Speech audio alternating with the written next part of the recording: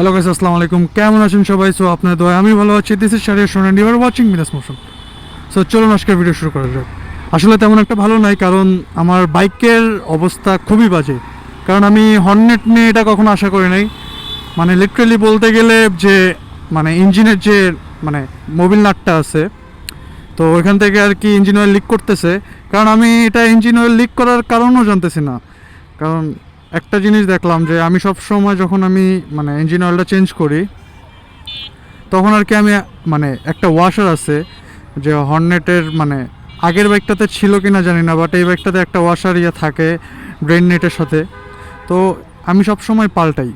তো এবার synthetic use করার কারণে নর্মালি আমি এবার অলমোস্ট 3500 বা 3700 চলতেছিল। তো আমি ভাবছিলাম নর্মালি বাইকটাতে 5 থেকে 6000 চালানোর পর আমি আর কি ইঞ্জিন অয়েলটা চেঞ্জ করব। বাট এর আগেই দেখি যে আমার ইঞ্জিন অয়েল থেকে মানে লিক করতেছে। এখন আমি ভাই খুবই হতাশ, কারণ এটা আমি কখনো এক্সপেক্টই করি নাই। কারণ আমার অলমোস্ট মানে এমনি বাজেট নাই, মানে পুরো টানানির মধ্যে অবস্থায় আছি। এখন যদি এমনি ইঞ্জিন অয়েল লিক করে ভাই, তার মধ্যে ইঞ্জিন অয়েল অনেক পড়ছে। গ্যারেজে যখন আমি মানে বাইকটা আর কি স্টার্ট দিই, তখন দেখি অনেকগুলো ইঞ্জিন অয়েল নিচ থেকে পড়ছে। এখন যাব গ্যারেজে, যা ইঞ্জিন অয়েলটা চেঞ্জ করব। ব্রেক প্যাডও নাই, লিটারেলি ব্রেক প্যাড পুরা সমান হয়ে গেছে, পিছনের ব্রেক প্যাড। তো পকেটের অবস্থা এতই খারাপ যে আগের যে স্টক ব্রেক প্যাডটা ছিল ওইটা অলমোস্ট পিছনেরটা অনেকখানি আছে। তো ওইটাই আমি এখন ইনস্টল করব, বুঝতেছেন আমার অবস্থা। তো খুবই হতাশ ভাই, আমি খুবই হতাশ।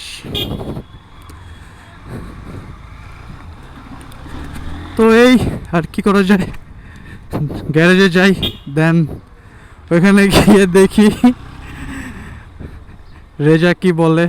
আই গেস বহুত কিছুই কইব, প্যারা নাই, আইসাও পড়ছি।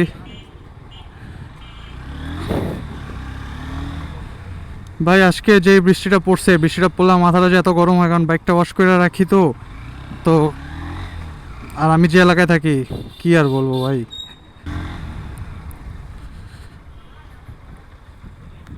কিরে শান্ত, কি অবস্থা? হ্যাঁ, অনেক দিন হয়েছে। ভিতরে কি রেজা ব্যস্ত? আরে আমার ইঞ্জিন অয়েল লিক করতে। যাই হোক, পুরা নিডল বাড়তি সিল চলে গেছে। এখন দেখি কি হয়। আগে সিলটা পাল্টালে যদি কিছু কাজ হয়, কারণ মোবিল যে তেমন একটা ভাবতেছিলাম মোবিল পাল্টাবো, বাট বলতেছে যে ইঞ্জিন অয়েল পাল্টাইতে হবে না। এখন দেখি।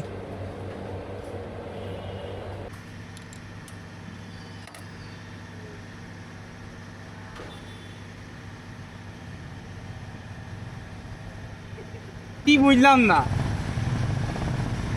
মোবাইল আমি বানাই দিছি দাও না, আর কি চাও? মোবাইল যা পড়ার পড়েই গেছে গা, কইরেই গেছে মোবিল আমার। এই যে আমার গাড়িটা চাষ ইঞ্জিনটা সিসক এসে যে মোবিল ঘামাই কিনা, আর মোবিল দেন দিবেন কবে, আর কত 200 পর? খালি নাট খুলছে আর লাগাইছে।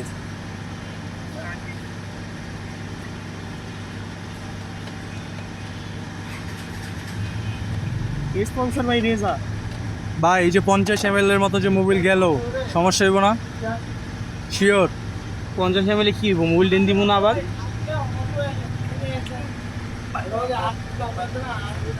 যাই হোক, তেমন একটা চুনা খাই নাই, অলমোস্ট 100 টাকার মতো খরচ গেছে। আর মানে জাস্ট সিলটা যে ওইটার সিলটা একটু পাল্টাইছি। আর ব্রেক প্যাডও বললো যে আর অলমোস্ট 700 থেকে 1000 কিলো চলবে। তো ব্রেক প্যাডও পাল্টানো লাগে নাই। ভাবছিলাম ইঞ্জিন অয়েল হচ্ছে 50 ml এর মতো জাস্ট কমছে। তো আই গেস বলছে কোনো সমস্যা হবে না, আর 1000 চালায় ফেলায় দেবো। যেহেতু সিনথেটিক, আমার অলমোস্ট 3280 সামথিং চলছে। সো ঠিক আছে, আজকে এই পর্যন্ত। এই ভিডিওটি ভালো লাগলে like, comment, share and subscribe করবেন। আর যদি ফেসবুক থেকে দেখে থাকেন অবশ্যই পেজটিকে ফলো করবেন। সো আল্লাহ হাফেজ everyone. I'm the only one that really want it. I'm the only one that's really on it. I'm just being honest. I'm just doing everything I promise, cause I want it bad enough that I'ma make it.